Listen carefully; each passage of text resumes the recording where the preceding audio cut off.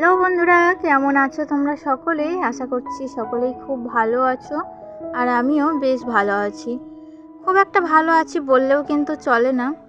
আর আজকে হচ্ছে শনিবার, তো এখন বাজে শনিবার সকাল 7টা মতো। আজকে একটু সকাল সকাল উঠেছি, কারণ আজকে হচ্ছে আমার যে জামাইবাবু মারা গিয়েছিলেন তার আজকে বাৎসরিক কাজ আছে।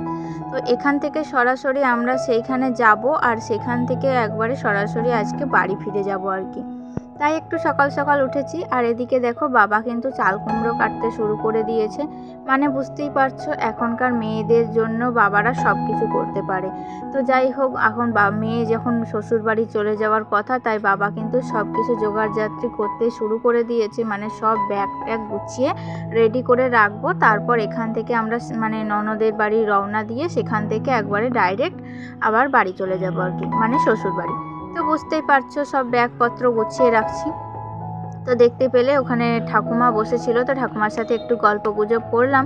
আর সকালবেলায় উঠে পড়েই কিন্তু ব্যাগে যে যা নেওয়ার ছিল সব কিছু ব্যাগটা কিন্তু পরিপাটিভাবে গুছিয়ে নিয়েছি।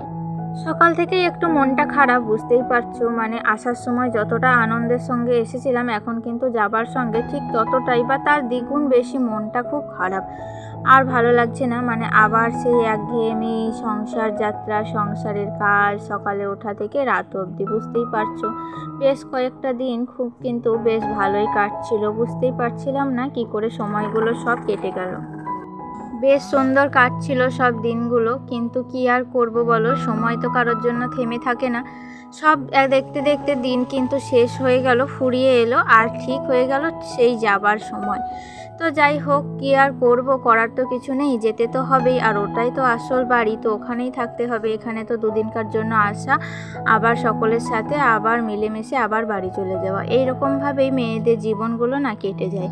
তো মেয়েদের জীবন খুব অদ্ভুত। নিজের ঘর বাড়ি, নিজের চেনা মানুষজন সকলকে ছেড়ে কিন্তু একটা অজানা অচেনা পরিবারে গিয়ে পড়তে হয়। সেখানকার মানুষজনকে নিজের মনের মতন করে তৈরি করে নিতে হয়, নিজেকেও তাদের মনের মতো করে তৈরি করে নিতে হয়। তো এইরকম মানিয়ে নিতে নিতেই না মেয়েদের জীবনগুলো এক প্রকার শেষের দিকে।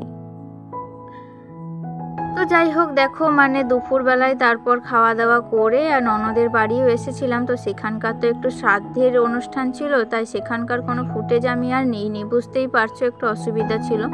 তো তারপর আবার কিন্তু বাড়ি এসে বাড়ি থেকে ব্যাগপত্র সব গুছিয়ে এখন কিন্তু বাড়ির দিকে রওনা দিচ্ছি।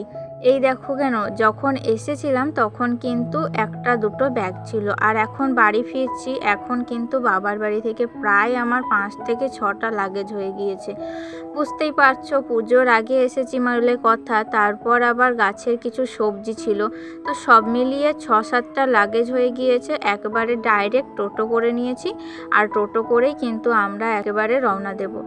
আর যখন রওনা দিয়েছিলাম তখন ঘড়ির কাঁটায় বাজছিল ওই সময় 5টা মতো, মানে আমাদের বেরোতে বেরোতে 5টা মতো বেজে গিয়েছিল। আর কিন্তু বাড়ি ফিরতেও প্রচুর সন্ধ্যা হয়ে গিয়েছিল। তো যাই হোক, দেখতেই পাচ্ছ মনটা তো খারাপ, বুঝতেই পারছো আমাকে দেখে, কিন্তু মনের মধ্যে সব যন্ত্রণা একেবারে দাবা ফেরে মানে জব্দ করে, বুঝতে পারছো আমাকে কিন্তু রওনা দিতেই হচ্ছে। কি আর করব, মানে এই সময়টা আমার কাছে যে কী রকম একটা দোটানার মধ্যে পড়ে যাই আমি, মানে তোমরা যারা আমার মতো পরিস্থিতিতে পড়েছো তারাই একমাত্র বুঝতে পারবে, তাছাড়া কেউ বুঝতে পারবে না। তো যাই হোক, কিছু করার নেই, রওনা যখন দিতেই হবে তখন মন খারাপ করে আর কোনো লাভ নেই। আবার দেখা যাক কবে আবার আসতে পারি। আর ঠিক সেই সময়তেই কিন্তু দেখো সূর্যটা অস্ত যাচ্ছিল, তো সানসেটটা দেখতে খুব সুন্দর লাগছিল আমার, তাই ভাবলাম তোমাদের সাথেও একটু শেয়ার করে নিই। আর আজকে এতটাই পরিমাণে গরম পড়েছিল যে কি বলবো, মানে ধারণার বাইরে ছিল। আর এই গরমের মধ্যে ভোজ টোজ খেয়ে একেবারে যাচ্ছে তাই অবস্থা হয়ে গিয়েছে।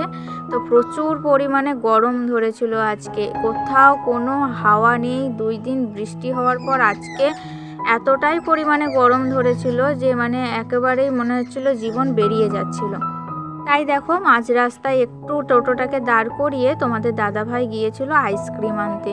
মানে প্রচণ্ড পরিমাণে গরম পড়েছে, তাই ভাবলাম একটু আইসক্রিম খেয়ে নিই। আর বাবুও বলছিল খাবো।